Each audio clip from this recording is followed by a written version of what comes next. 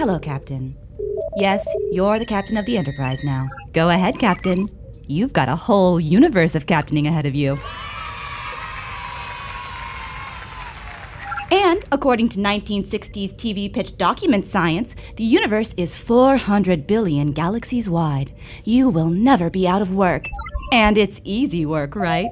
Those dumb red shirts die while you show green hotties your Jeffries tube, right?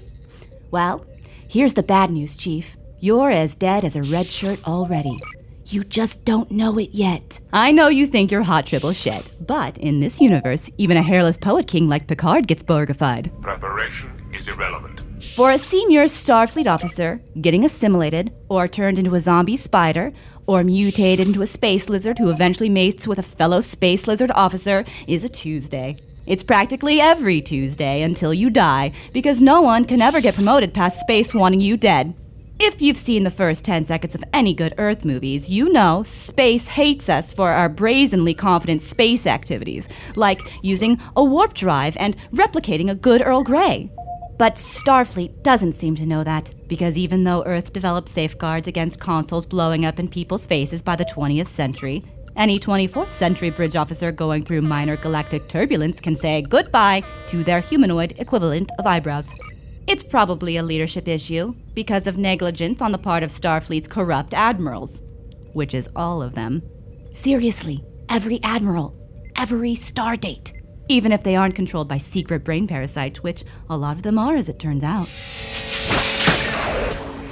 Don't trust them, just like you can't trust the fake people you meet on a holodeck break. You're gone. Will this world still exist? That's right. All those hologram people are real people you're packeting and unpacketing for the hell of it, who have every reason to future drug you, steal your uniform, and hope nobody notices James Moriarty is the new junior lieutenant. They have real feelings, and they'll even try to escape the program on you. Is the definition of life cogito ergo sum? I think, therefore I am. So yeah, that's on your conscience. And speaking of your conscience, have you seen the early 21st century film The Prestige? Don't worry about how we solve the scientific and logistical nightmare of transmitting people as data packets. Worry about whether those reassemble packets happen to still contain your soul. He's dead, Jim. You are dead, Jim. You died when you beamed away from the Academy. And even if you'd stayed back on Earth, you'd probably end up dead there too. In this universe's recent past, every major city on Earth was destroyed. Millions were killed in a nuclear war, and millions more, infected by radiation, were executed to prevent their damaged genes being passed on to future generations. Look at your crew, Cap. They're only in space to avoid Earth's next inevitable catastrophe and drink enough magic alcohol to forget the last one. We sit and wait to die. Better start praying now. Or maybe you'd better start opposite of praying. I gave you something most mortals never experience.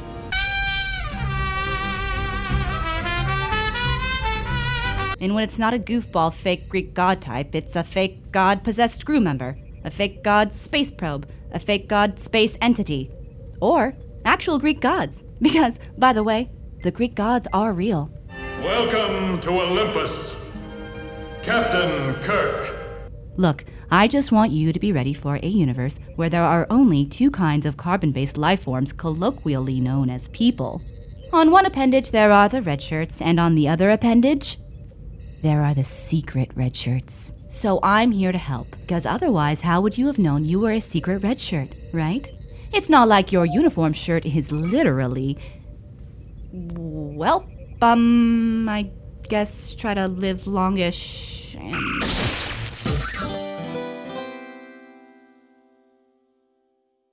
Hey, thanks for watching whatever video that was. Appreciate it. You can subscribe to our YouTube channel and like the video and leave a comment if you want.